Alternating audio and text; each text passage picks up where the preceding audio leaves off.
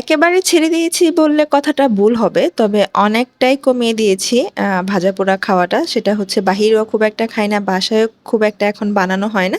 তবে মাঝে মধ্যে যে বানাইতে ইচ্ছেই হয়। তো বাঙালির আসলে এটা কখনোই একেবারে ছেড়ে দেওয়া সম্ভব না। তো আজকে হচ্ছে যে বিকেলে আমি মজার একটি নাস্তা বানাচ্ছি। তো ভাবলাম যে আপনাদের সাথে একটু শেয়ার করি। তো এখানে হচ্ছে আমি ২ টা ব্রেড নিয়েছি। মানে পাউরুটি যেটা আরকি নিয়েছি আর হচ্ছে আলু সিদ্ধ নিয়েছি। আর হচ্ছে এর মধ্যে এখন অল্প, অল্প কিছু মসলা দিয়ে দিব।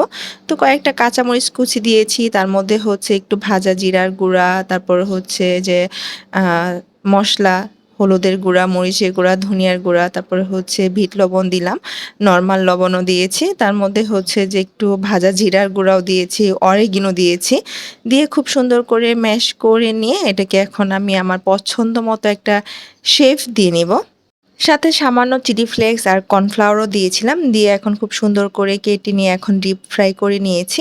নিয়ে এই তো ঝটপট রেডি হয়ে গেল বিকেলের নাস্তা। খুবই মজাদার, দেখতে অনেক সুন্দর, খেতে অনেক মজা ছিল। সাথে একটু সস দিয়ে জাস্ট রেডি।